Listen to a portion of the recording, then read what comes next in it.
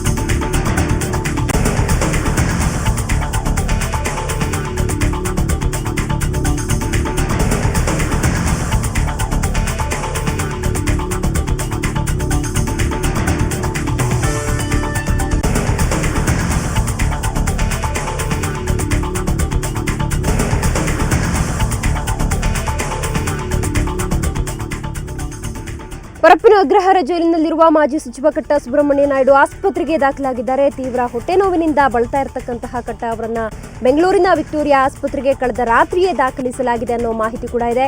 So ವಿಕ್ಟೋರಿಯಾದ ಒಂದು room number 5ರಲ್ಲಿ ಕಟ್ಟಾ ನಾಯ್ಡು ಅವರನ್ನ ದಾಖಲಿಸಲಾಗಿದೆ. ಇದೇ ರೂಮ್ನಲ್ಲಿ ಹಿಂದೊಮ್ಮೆ ಮಾಜಿ ಸಚಿವ ಹಾಲಪ್ಪ ದಾಖಲಾಗಿದ್ರು. ಇದಕ್ಕೂ ಮುನ್ನ ಕಟ್ಟಾರನ್ನ ಜಯದೇವ ಆಸ್ಪತ್ರೆಗೆ ಕರೆದೊಯ್ದು ಚಿಕಿತ್ಸೆಯನ್ನ ಕೊಡಿಸಲಾಗಿತ್ತು. ಆದರೆ ಕಟ್ಟಾಗೆ ಯಾವುದೇ ಹೃದಯ ಸಂಬಂಧಿ ಕಾಯಿಲೆ ಇಲ್ಲ ಅಂತ ಹೇಳಿದ್ದಾರೆ.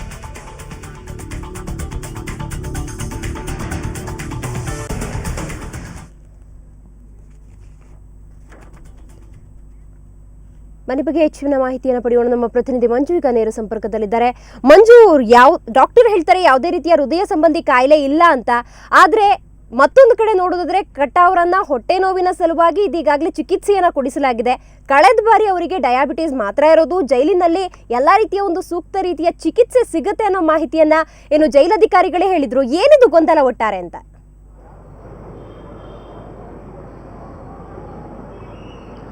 ದಿವ್ಯಾ, ಮಾಜಿ ಮಂತ್ರಿ ಕಟ್ಟಾ ಸುಬ್ರಹ್ಮಣ್ಯ ನಾಯ್ಡು ಅವರ ಪ್ರಕರಣ 15 ದಿನಗಳಲ್ಲಿ ಸಾಕಷ್ಟು ಬದಲಾವಣೆಗಳಾಗಿತ್ತು. ಆದರೆ ಇವತ್ತು ಪ್ರಮುಖವಾಗಿ ಅವರ ಅವರು ಜೈಲು ಸೇರಿದ 15 ದಿನಗಳ ಬಳಿಕ ಇವತ್ತು ಮೊದಲ ಬಾರಿಗೆ ಇನ್ನು ಅವರ ಎಕ್ಸ್ಟೆನ್ಷನ್ಗೆ ಬರಬೇಕಾಗಿತ್ತು. ಈ ಸಂದರ್ಭದಲ್ಲಿ ಹೊರಬಿದ್ದಂಥ ಸುದ್ದಿ ಏನಂದರೆ ಮಾಜಿ ಮಂತ್ರಿ ಕಟ್ಟಾ ಸುಬ್ರಹ್ಮಣ್ಯ ನಾಯ್ಡು ಅವರ ಆರೋಗ್ಯ ಸ್ಥಿತಿ ಸರಿ ಇಲ್ಲ ಅನ್ನುವಂಥದ್ದು.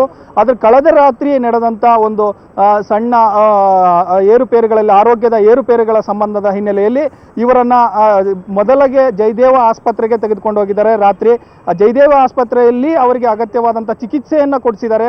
ಅಲ್ಲಿನ ವೈದ್ಯರು, ಅಂದರೆ ಕಳೆದ ರಾತ್ರಿ ಇದ್ದಂಥ ವೈದ್ಯರು, ಅವರನ್ನು ನೋಡಿದಂಥ ವೈದ್ಯರು ಹೇಳುವ ಪ್ರಕಾರ ಅವರಿಗೆ ಸಣ್ಣ ಪ್ರಮಾಣದಲ್ಲಿ ECG ಮತ್ತು ಎಕೋ ಟೆಸ್ಟ್ಗಳನ್ನು ಕೂಡ ಮಾಡಿದ್ದೇವೆ ಅಂತ ಹೇಳಿದರು. ಈ ವಿಷಯವನ್ನು ಜಯದೇವ ಆಸ್ಪತ್ರೆ ನಿರ್ದೇಶಕರಾದಂಥ ಡಾಕ್ಟರ್ ಮಂಜುನಾಥ್ ಅವರು ಸುವರ್ಣ ವಾಹಿನಿಗೆ ಕನ್ಫರ್ಮ್ ಮಾಡಿದ್ದಾರೆ. ಹೌದು, ನಿನ್ನೆ ಬಂದಿದ್ರು, ತಪಾಸಣೆ ಮಾಡಿರುವುದು ನಿಜ.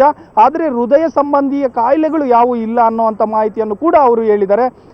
ಅದಾದ ನಂತರ ಅಂದರೆ ನಿನ್ನೆ ಸುಮಾರು ಒಂದು 7:30-8 ಗಂಟೆ ಸಂದರ್ಭದಲ್ಲಿ ಆ ಜೈಲಿನಲ್ಲಿ ಮೆಟ್ಟಿಲನ್ನು ಹತ್ತು ಹೋಗುವಂಥ ಸಂದರ್ಭದಲ್ಲಿ ಅವರು ಸ್ಲಿಪ್ ಆಗಿದ್ದಾರೆ. ಅಂದರೆ ಸಣ್ಣ ಪ್ರಮಾಣದಲ್ಲಿ ಸ್ಲಿಪ್ ಆಗಿ ಕೆಳಗಡೆ ಬಿದ್ದಿದ್ರು. ಅದಕ್ಕೂ ಕೂಡ ಮಂಡಿಗೆ ಸಾಕಷ್ಟು ನೋವಾಗಿದೆ. ಆ ಹಿನ್ನೆಲೆಯಲ್ಲಿ ಅವರಿಗೆ ಅದು ಕೂಡ ಒಂದು ನೋವಿತ್ತು ಅನ್ನೋವಂಥ ಇದು ಮಾತು ಕೇಳಿ ಬಂತು. ಹಾಗಾಗಿ ನಾವು ವಿಕ್ಟೋರಿಯಾಗೆ ಶಿಫಾರಸ್ ಮಾಡಿದ್ವಿ. ಅದರ ಜೊತೆಗೆ ಇನ್ನೊಂದು ಅಂದರೆ ಅವ್ರಿಗೆ ಹೊಟ್ಟೆ ನೋವಿನ ಸಮಸ್ಯೆ ಸ್ವಲ್ಪ ದೊಡ್ಡ ಪ್ರಮಾಣದಲ್ಲಿ ಹೊಟ್ಟೆ ನೋವಿನ ಸಮಸ್ಯೆ ಇತ್ತು. ಹಾಗಾಗಿ ಅವರನ್ನು ಇಲ್ಲಿ ಯಾವುದೇ ಹೃದಯ ಸಂಬಂಧಿ ಕಾಯಿಲೆಗಳು ಇಲ್ಲದೇ ಇರೋ ಕಾರಣಕ್ಕಾಗಿ ಅವರನ್ನು ವಿಕ್ಟೋರಿಯಾ ಆಸ್ಪತ್ರೆಗೆ ನಾವು ಶಿಫಾರಸು ಮಾಡಿದ್ದೇವೆ ಅನ್ನುವಂಥ ಮಾಹಿತಿಯನ್ನು ಮಂಜುನಾಥ್ ಅವರು ನೀಡಿದ್ದಾರೆ.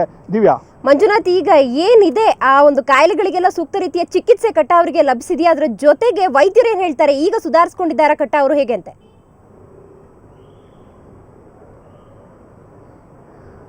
ಈ ತನಕ ವಿಕ್ಟೋರಿಯಾ ಆಸ್ಪತ್ರೆ ವೈದ್ಯರು ಯಾವುದೇ ರೀತಿಯಲ್ಲಿ ಅಧಿಕೃತವಾಗಿ ಮಾತನಾಡಲಿಕ್ಕೆ ಯಾವುದೇ ಹೇಳಿಕೆಗಳನ್ನು ಕೊಡುವಂಥ ಸ್ಥಿತಿಯಲ್ಲಿ ಇಲ್ಲ. ಆದರೆ ಬಂದಿರುವಂತಹ ಅಂದರೆ ದಾಖಲಾಗಿರುವಂತಹ ಇದನ್ನು ಒಪ್ಕೊಳ್ತಾ ಇದ್ದಾರೆ. ಅವರು ಹೇಳುವಂಥ ಪ್ರಕಾರ ಒಂದು ಹೊಟ್ಟೆ ನೋವು, ಎರಡನೇದು ನಿನ್ನೆ ಕಾಲು ಜಾರಿ ಬಿದ್ದಂಥ ಹಿನ್ನೆಲೆಯಲ್ಲಿ ಅವರಿಗೆ ಒಂದು ಮೊಣಕಾಲಿಗೆ ನೋವಾಗಿದೆ ಅನ್ನುವಂಥ ಮಾಹಿತಿಗಳನ್ನು ಅವರು ಕೂಡ ನೀಡ್ತಾ ಇದ್ದಾರೆ. ಆದರೆ ಅಧಿಕೃತವಾಗಿ ಅವರು ಹೇಳಿಕೆ ನೀಡುವಂಥ ಸ್ಥಿತಿಯಲ್ಲಿಲ್ಲ. ಆದರೆ ಆರೋಗ್ಯದಲ್ಲಿ ಚೇತರಿಕೆ ಇದೆ ಅನ್ನುವಂಥ ಅಂಶವನ್ನು ಕೂಡ ಅವರು ಕನ್ಫರ್ಮ್ ಮಾಡ್ತಾ ಇದ್ದಾರೆ. ದಿವ್ಯಾ. ಮಂಜುನಾಥ್, ಇದರ ಸಂಬಂಧ ಜೈಲಧಿಕಾರಿಗಳು ಏನು ಹೇಳ್ತಿದ್ದಾರೆ? ಕಟ್ಟ ಅವರನ್ನು ದಾಖಲಿಸಿದ್ರ ಬಗ್ಗೆ, ಅವರನ್ನು ವಾಪಸ್ ಜೈಲಿಗೆ ಕರೆದೊಯ್ಯೋ ಬಗ್ಗೆ?